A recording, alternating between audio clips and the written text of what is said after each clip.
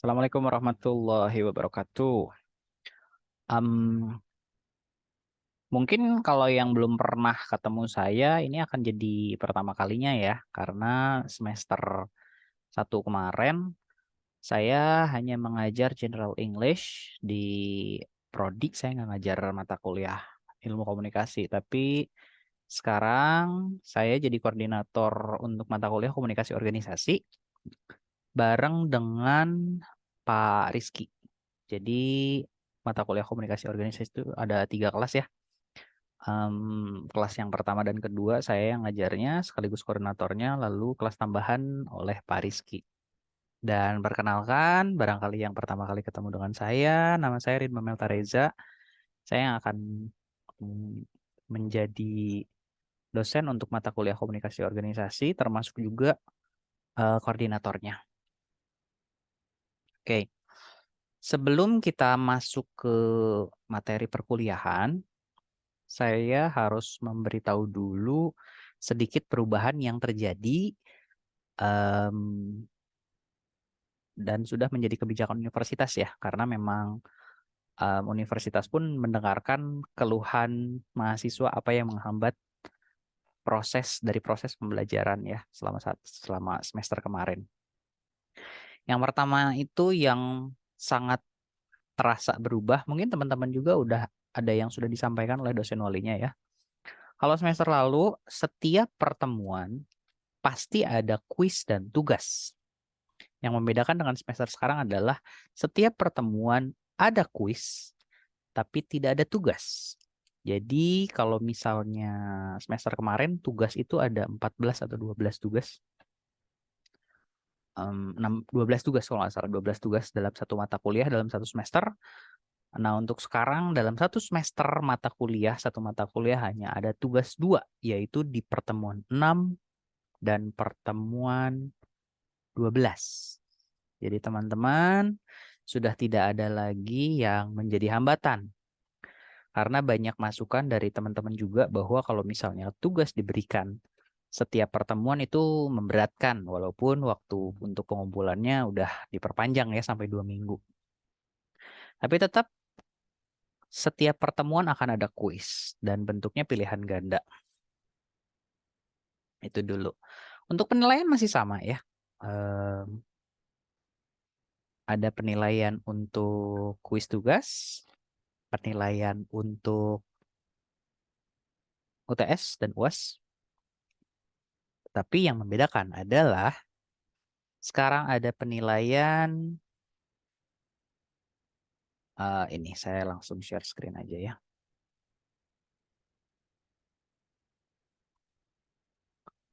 Baik, teman-teman bisa lihat di sini.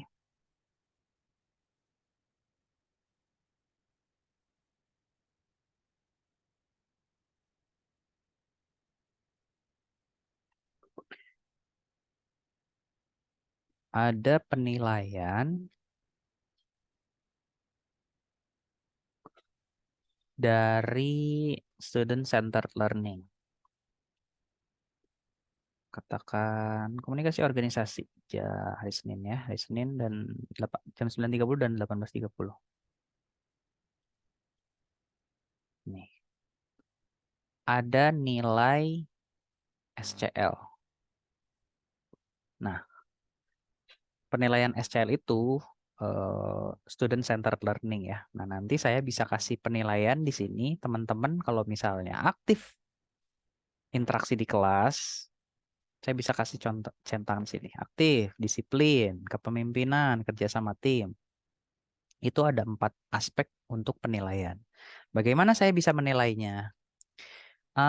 Ini tidak akan saya kasih nilai saat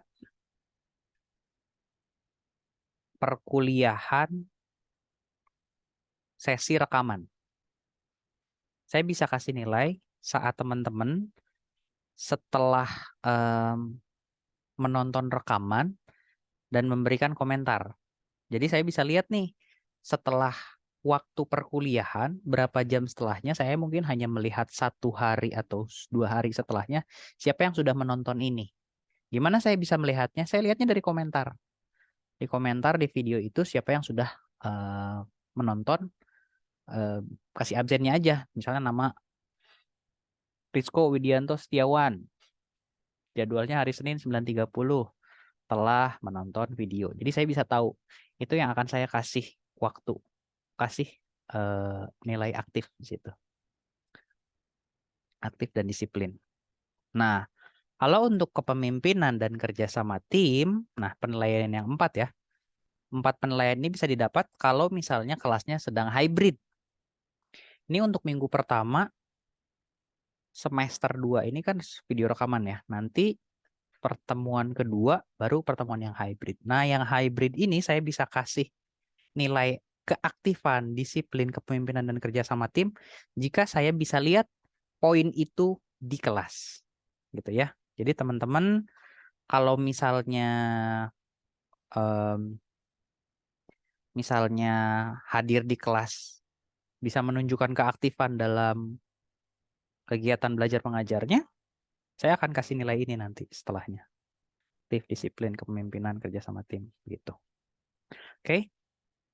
Mungkin itu dulu yang secara garis besar ya yang membedakan sistem semester sekarang dibandingkan semester sebelumnya. Kalau misalnya semester sebelumnya itu kan tidak ada tugas itu diberikan setiap pertemuan. Kalau misalnya sekarang tugas hanya diberikan 2 kali aja dalam satu semester dalam satu mata kuliah. Jadi teman-teman diharapkan sudah tidak banyak alasan lagi tugas nggak kekerjain karena banyak. Kalau dulu kan sekarang masa sih tugasnya udah dibuat sedikit pun malah jadi nggak kekerjain kayak gitu. Lalu kembali lagi untuk penilaian yang sudah pasti yaitu dinilai UTS dan UAS. Nanti akan saya update untuk bentuk UTS dan UASnya seperti apa. Kalau semester lalu UTS dan UASnya biasa esai, tapi ada arahan dari pihak akademik kalau misalnya ini lebih bagus kalau dibuat project gitu.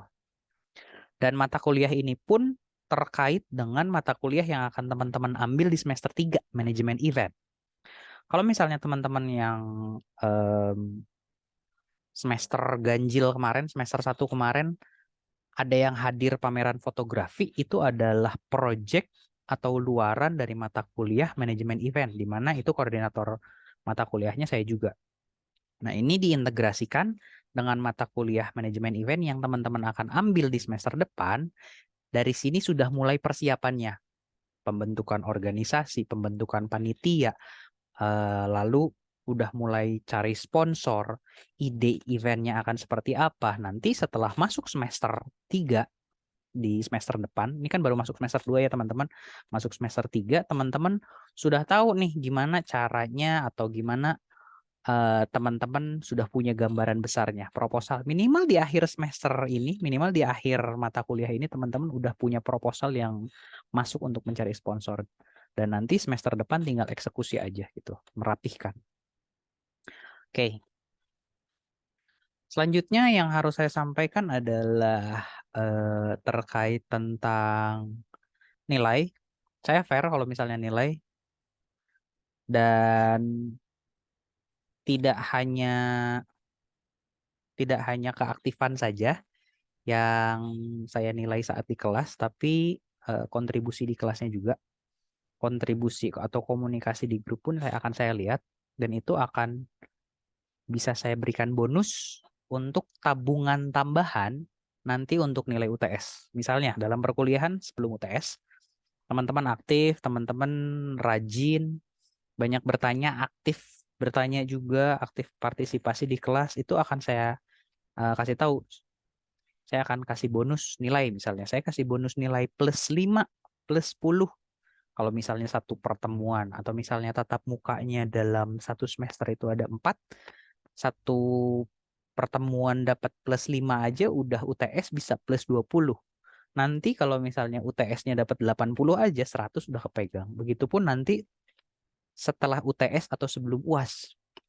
Keaktifan itu akan saya buat nilai tabungan untuk nilai ujiannya. Nah, tapi beda lagi kalau misalnya nilai ujiannya udah 100, dia punya tabungan 20, ya udah tetap maksimalnya kan 100 gitu ya. Tapi keaktifan atau nilai tabungan itu bisa menjadi cadangan tambahan nilai untuk teman-teman biar dapat nilai maksimal gitu. Seperti itu. Barangkali kalau misalnya ada yang mau ditanyakan, boleh langsung ditanyakan nanti saat pertemuan kedua ya, kalau misalnya di kelas. Oke. Karena sesi rekaman akan saya buat cepat pertemuan ini. Dan jika ya memang teman-teman ada yang mahasiswa baru yang belum bergabung di yang baru bergabung di program studi ilmu komunikasi, selamat datang. Dan mata kuliah ini juga akan sedikit membahas dasar-dasar ilmu komunikasi juga. Jadi biar teman-teman nggak blank banget. Dan saya harap teman-teman yang udah kuliah dari semester 1, setengahnya materi hari ini tuh harusnya udah bisa ya. Karena kita akan membahas sedikit tentang dasar komunikasi. Oke, mungkin teman-teman masih ada yang ingat ya. Akan banyak definisi komunikasi tergantung dari orangnya. Yang paling em, yang paling terkenal dan yang paling mudah diingat itu kan Harold Laswell ya. Komunikasi adalah proses penyampaian pesan oleh komunikator kepada komunikan melalui media yang menimbulkan efek tertentu. Atau dalam bahasa yang paling mudah kita nempel, yang harus orang komunikasi bisa, yang harus selalu dihafal, harus ada di keluar kepala adalah who says what to whom in which channel with what effect. Kita breakdown lagi. Who, siapa? Di sini ada komunikatornya. Apa itu komunikator? Orang yang menyampaikan pesan atau pengirim pesan. Kita sebutnya komunikator. Who says what? Apa yang disampaikan, yaitu pesan. Who says what? To whom? Kepada siapa? Atau kita sebutnya komunikan. Penerima pesan. In which channel? Melalui media apa? With what effect? Lalu efeknya apa? Oke, kita coba aplikasinya dalam kehidupan sehari-hari. Kita coba aplikasikan sekarang. Who-nya saya. Saya sebagai komunikator. Saya menyampaikan pesan. Apa pesannya? Says what? Pesannya adalah materi kuliah. In which channel? Melalui apa? Melalui video rekaman yang saya rekam di Zoom. In which channel? Melalui media apa? Menimbulkan efek apa? Efeknya adalah teman-teman, in which channel with what effect? Efeknya adalah teman-teman menerima materi-materi kuliah yang saya sedang sampaikan. Contoh lagi, berita di TV. Berita di TV. Seorang news anchor adalah seorang komunikator. Who says what? Apa yang dibicarakan? Berita. Berita tentang Mario Dandi misalnya. Says what? Kepada siapa? Kepada penonton yang nonton. Yang nonton berita tersebut. Says what? To whom? To whom kepada siapa?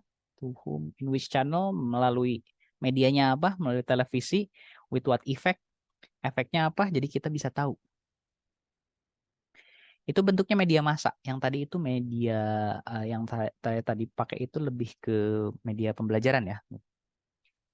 Kalau misalnya teman-teman ngobrol nih satu sama lain. Si A ngobrol sama si B. A-nya um, cerita tentang gosip apa ya. A lagi cerita.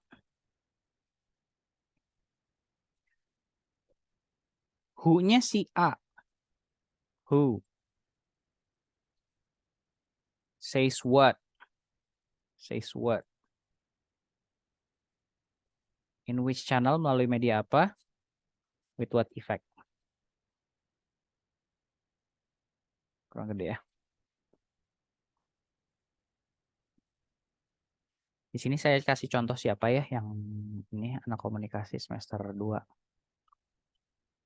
Cindy Naftali. Gengnya sama siapa? Jessica. Cindy sama Jessica. Sama Jessica. Lagi teleponan. Ngomongin cowoknya Cindy. Pada Jessica tempat curhatnya. Cindy itu adalah seorang komunikator. To whom kepada Jessica seorang komunikan.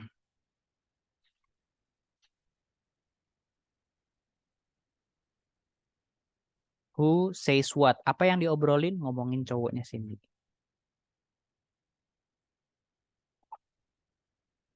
To whom, kepada Jessica sebagai komunikan, in which channel, melalui telepon. With what effect? Efeknya apa? Nanti Jessica bisa kasih Jessica bisa dapat info tentang perkembangan hubungannya Cindy sama cowoknya. Contoh seperti itu. Oke? Jadi itu ya, teman-teman, secara garis besar penjelasan cepatnya adalah seperti itu, komunikasi. Pengertian dari komunikasi Harold Laswell. Oke? Nah, komponennya apa aja yang tadi sudah dibahas nih? Ada komunikator, ada komunikan, ada pesan, ada komunikan, media, dan umpan balik atau feedback. Umpan balik itu bisa pemahaman, umpan balik itu bisa juga sesuatu yang bisa dilemparkan kembali kepada si komunikatornya. Itu nanti bentuknya jadi komunikasi dua arah. Materi-materi seperti ini mungkin teman-teman sudah dapatkan di perkuliahan pengantar ilmu komunikasi ya, semester 1 sama Bu Detia kalau nggak salah. Bentuk-bentuknya seperti apa, fungsinya komunikasi seperti apa. Cuman di sini kita bahas secara cepat komponen komunikasi itu harus ada ini, itu minimal. Nanti kalau misalnya dengan perspektif lain ada yang namanya noise atau gangguan dalam komunikasi. Tapi kita nggak akan bahas sampai situ. Dan seperti judul dari mata kuliah kita ini, komunikasi organisasi. Kita udah mulai dengan bentuk atau pemahaman dari komunikasinya. Sekarang kita bahas apa itu organisasi. Sekarang saya mau tanya dulu, apakah teman-teman pernah bergabung dengan organisasi? Jika jawabannya tidak, berarti kalian harus bergabung. Sebagai mahasiswa, teman-teman harus punya pengalaman itu. Tapi jika teman-teman sudah punya, mungkin dari SMA, zaman SMA dulu, atau bahkan tidak tergabung dengan organisasi yang berkaitan dengan sekolah, berkaitannya dengan organisasi kepemudaan, misalnya Karang Taruna, atau misalnya organisasi apapun itu, teman-teman harus bisa melihat apa itu organisasi. Sekarang saya tanya, ada satu kumpulan orang penyuka mobil Honda Jazz. Mereka ngumpul setiap malam minggu, ngobrol-ngobrol, udah itu pulang udah. Apakah itu organisasi? Tidak. Itu hanya komunitas. Komunitas itu sekumpulan orang yang memiliki kesamaan. Tadi kesamaannya apa? Pemilik Honda Jazz misalnya. Pemilik Honda Jazz. Samaannya apa? Seneng ngumpul. Udah. Tapi setelah ngumpul itu apa? Nggak ada outputnya. Nggak ada yang mereka obrolkan untuk ke depannya. Ada ketuanya nggak? Nggak. Jadi ya udah aja ngumpul setiap malam minggu. Ngumpul, ngobrol, nongkrong. Udah malam pulang-pulang. Itu tidak bisa dikatakan organisasi. Tapi dijawab, ada ketuanya. Nah, itu ketuanya dipilih secara ketua itu untuk apa? Apakah kalau ribut yang paling depan? Apakah ketua itu punya program? Apakah ketua itu yang akan menjadi juru bicara jika ngobrol sama yang lain, jika ngobrol dengan komunitas lain? Belum bisa disebut juga sebagai organisasi jika hanya dia ketua, tapi hanya diakui secara ya udah deh dia ketuanya, udah. Tapi tidak punya tujuan yang jelas. Makanya secara teori banyak yang bilang bahwa organisasi adalah kesatuan atau entiti sosial yang dikoordinasikan secara sadar dengan sebuah batasan yang relatif dapat diidentifikasikan dan bekerja secara terus-menerus untuk mencapai tujuan bersama atau sekelompok tujuan. Nah, oke, kita lihat masih banyak poin-poinnya di sini ya. Kesatuan atau entiti sosial. Nah, kalau misalnya udah ada kesatuan sosial, poin pertama dalam sebuah organisasi itu adalah tidak bisa terdiri dari satu orang saja. Apakah saya bisa disebut sebuah organisasi? Saya mendeklarasikan saya adalah organisasi Ridma. Tidak. Kalau misalnya organisasi itu harus terdiri dari beberapa orang yang dikoordinasikan secara sadar dengan sebuah batasan yang relatif, dalam hal ini SOP ya, ada jabatan, sorry. Dan ditujukan dengan bekerja secara terus-menerus untuk mencapai tujuan bersama atau sekelompok tujuan. Jadi saya punya tujuan. Kayak kalau misalnya ngumpul-ngumpul doang, kita tadi kasih contoh yang Honda Jazz tadi ya, Honda Jazz, klub Honda Jazz. Ngumpul-ngumpul, sama-sama punya Honda Jazz, sering ngumpul setiap hari, setiap malam minggu, dan akhirnya mereka berpikir nih, kayaknya kita nggak bisa deh gini-gini terus. Kita harus bikin program. Kita harus menjadi sesuatu. Kita punya tujuan.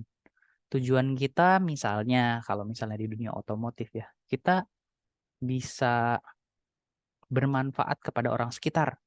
Karena kita bisa bikin jadi organisasi sosial yang membantu orang-orang sekitar. Nggak hanya kegiatannya yang bersifat hedonis aja gitu, yang pakai mobil keliling-keliling gitu. Enggak. Ya udah deh, kalau misalnya tujuannya udah ada, kita buat struktur organigras, struktur organisasi yuk. Kamu ketuanya. Nah, ini ketuanya berfungsi sebagai apa? Dijabarkan di situ. Jabatan ketua memiliki hak seperti ini dan memiliki kewajiban seperti ini. Nggak mungkin dong ketua bisa bekerja sendiri. Kita ada sekretaris yuk. Ya udah, kita ada sekretaris. Sekretaris tugasnya adalah ini yang berhubungan dengan administrasi. Iya, berjalan tuh ada ketua dan sekretaris yang lainnya anggota. Seiring berjalannya waktu, mereka membutuhkan lagi jabatan-jabatan lain untuk mendukung atau membantu mendapatkan tujuan yang mereka inginkan. Mulai itu, ada lagi bendahara, ada lagi divisi apa, terbentuk sebuah struktur organisasi yang jelas, memiliki tujuan, apalagi mereka sudah memiliki dasar. Kalau misalnya organisasi biasanya ada ART, ada visi, misi, itu yang disebut organisasi. Oke? Kita recall sedikit.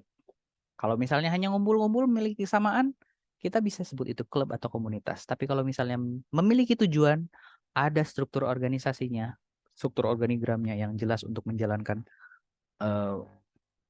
tujuannya, untuk mencapai tujuannya, baru kita sebut itu organisasi. Oke? Nah, gimana nih kalau misalnya dalam struktur organisasi, ya emang kita mau ngapain sih? Ada yang namanya konsep manajemen. Ngapain konsep manajemen itu? Mungkin teman-teman yang udah ngambil mata kuliah, saya nggak tahu mata kuliah komunikasi organisasi, komunikasi manajemen komunikasi, sorry. Itu tuh di semester 1 atau 2. Tapi konsep manajemen itu yang akan selalu tertanam dalam kegiatan apapun ya. Ada yang namanya planning. Tahap planning itu tahap perencanaan sesuatu, organizing, tahap pelaksanaan, tahap mempersiapkan juga, tapi setelah planning, kalau planning kan masih rencana ya, tapi organizing itu udah ngepos-posin ini harus seperti apa gitu kan, sebelum tahapnya masih di sebelum acara. Actuating, melaksanakannya, dan controlling saat melaksanakan itu seperti apa. Ada juga yang menambahkan dari konsep ini tuh ada yang namanya evaluating juga kan. Nah, tadi udah bahas apa itu komunikasi secara definisi dan apa itu organisasi secara definisi. Sekarang teman-teman kita akan bahas apa itu komunikasi organisasi. Banyak dari ahli-ahli mencetuskan definisi dari komunikasi organisasi. Yang pertama ada Katz dan Kahn. Komunikasi organisasi merupakan arus informasi, pertukaran informasi, dan pemindahan arti dalam suatu organisasi. Kita baca dulu semuanya dan nanti kita bisa tarik kesimpulan ya secara aplikatif. Zelko dan Dance, komunikasi organisasi dengan suatu sistem yang saling tergantung yang mencakup komunikasi internal dan komunikasi eksternal. Kata Goldhaber, komunikasi organisasi adalah proses menciptakan dan saling menukar pesan dalam suatu jaringan hubungan yang saling tergantung satu sama lain untuk mengatasi lingkungan yang tidak pasti atau selalu berubah-ubah. Oke. Teman-teman yang udah masuk di semester 2 di pengantar ilmu komunikasi pasti udah pernah dengar yang namanya we cannot not communicate. Kita tidak bisa tidak berkomunikasi. Dalam hal ini, dalam sebuah organisasi, komunikasi organisasi itu penting dipelajari secara teori ya, penting dipelajari karena kita akan berhubungan dengan orang, apalagi tadi udah jelas ya, dalam berorganisasi itu tidak bisa berdiri sendiri, terdiri dari satu orang tidak bisa. Nah, untuk menjalankan roda organisasi dan mencapai tujuan organisasi dibutuhkan komunikasi. Ada yang namanya secara yang paling mudah ya, nanti kita detailnya akan bahas di pertemuan selanjutnya. Yang paling mudah dalam struktur organigram itu biasanya ada yang namanya garis perintah dan garis koordinasi. Dan semuanya itu bisa diwujudkan dalam bentuk komunikasi. Walaupun dalam setiap organisasi bentuk strukturnya itu akan berbeda-beda tergantung dengan kebutuhan dan tujuan organisasi tersebut ya. Dan makanya itu penting kita secara orang komunikasi kita harus paham dengan bentuk-bentuk dari komunikasi organisasi. Nah, perannya tuh seperti apa komunikasi organisasi? Nah, di sini yang penting juga. Kenapa teman-teman, kenapa sih yang kayak gini aja harus dipelajari? Karena memang ternyata komunikasi organisasi itu meningkatkan produktivitas. Kebayang nggak sih kalau misalnya ternyata banyak hambatan nih, dari atasan ke bawahan. Terjadi hambatan. Terjadi hambatan dalam hal ini dapat menghambat produktivitas kerja. Kita kasih contoh. Teman-teman kalau misalnya dulu pernah dengar, saya dapat informasi langsung dari orang dalamnya ya. Dulu kalau misalnya pernah dengar yang namanya bentrokan antara ojol dan opang. Ojol dan opang. Nah, di situ tuh kan memang terjadi clash antara ojek pangkalan dan ojek online ya, karena memang tidak ada kaget gitu dengan teknologi yang sudah berkembang. Lalu seiring berjalannya waktu, yang jadi ribut bukan antara ojol dan opang lagi, tapi sesama ojol ribut dengan penyedia aplikasi. Dalam hal ini kemarin yang paling besar adalah Grab dan Gojek ya. Pada saat itu gimana cara Gojek untuk menjembatani mereka adalah mereka membuat atau membebaskan para mitra Gojek pada saat itu untuk berserikat dan berkumpul. Silahkan nanti jika memang ada yang harus dikomunikasikan, nggak perlu semuanya datang dan ngomong. Perwakilannya aja. Itu adalah salah satu bentuk di mana komunikasi organisasi diterapkan dalam sebuah organisasi. Dalam hal ini Gojek yang saya contohkan. Begitu pula di perusahaan-perusahaan. Kenapa setiap tanggal 1 Mei diperingati dengan Hari Buruh dan selalu terjadi demonstrasi? Itu adalah salah satu bentuk komunikasi organisasi dari bawahan kepada atasan. Dan sebenarnya tidak harus selalunya seperti itu, gitu kan. Itu adalah jawaban dari menyelesaikan konflik. Ya memang apa sih, kan kita dengarkan juga ya. Kita dengarkan juga aspirasi dari bawah, tidak hanya bentuknya perintah dari atas ke bawah gitu ya. Sama juga sih seperti itu. Sama juga apa yang dilakukan Inaba sekarang itu, mengembangkan kualitas dan anggota atau karyawan. Dalam hal ini, contoh yang paling mudah adalah komplain terbanyak mahasiswa itu adalah masalah tugas yang terlalu berat jika diberikan setiap pertemuan. Dengan kita mendengar, dengan pihak universitas mendengar keluhan itu, diharapkan itu dapat meningkatkan produktivitas teman-teman, kualitasnya bisa naik gitu ya. Kualitas pembelajarannya bisa naik dengan dikurangi jumlah atau intensitas tugasnya yang awalnya setiap pertemuan menjadi satu semester itu hanya 2. Tapi diharapkan dengan dikurangi jumlahnya, naik juga kualitasnya. Ya teman-teman pun nanti jangan kaget kalau misalnya, oh tugasnya satu semester hanya 2 kali, tapi lebih susah gitu. Maksudnya lebih susah tuh bukan berarti ingin memberatkan, tapi ingin mengganti sesuatu yang sifatnya kuantitas menjadi kualitas. Dan yang terakhir, membentuk hubungan profesional dan lingkungan yang kondusif. Jadi untuk bisa apa ya? Kita nanti juga ada pembahasan tentang budaya organisasi, walaupun tidak secara mendalam ya. Tapi di sini ada peran dari komunikasi organisasi di mana itu sangat bisa membantu untuk melihat secara teori komunikasi organisasi itu dapat meningkatkan em, peran-perannya ini, meningkatkan produktivitas, menyelesaikan konflik, mengembangkan kualitas, dan membentuk hubungan profesional. Setelah dibentuknya serikat karyawan dan dibebaskannya mitra ojol pada saat itu oleh penyedia aplikasi, demo tuh udah berkurang. Nah, itu adalah salah satu upaya dari perusahaan untuk menyelesaikan konflik. Itu salah satunya. Mungkin teman-teman juga kita bisa bahas ya. Nanti di pertemuan selanjutnya saya akan datang dengan studi kasus dan teman-teman akan melihat kasusnya seperti ini. Kira-kira teman-teman apa sih yang bisa minimal di penilaian yang tadi ya, ada penilaian keaktifan, disiplin, kepemimpinan, segala macam kerja sama tim. Nanti teman-teman, saya mungkin tidak sebesar sebesar tekanannya untuk memberikan solusi, tapi minimal teman-teman bisa mengomentari kasus-kasus yang ada gitu. Jadi nanti saya akan kasih kasus, teman-teman melihat, dipelajari kasusnya seperti ini, data yang saya berikan seperti apa, dan teman bisa mengomentari, dan diharapkan saat sudah masuk dunia kerja atau teman-teman sudah lulus sebagai sarjana ilmu komunikasi, nantinya teman-teman bisa menjadi atau menjawab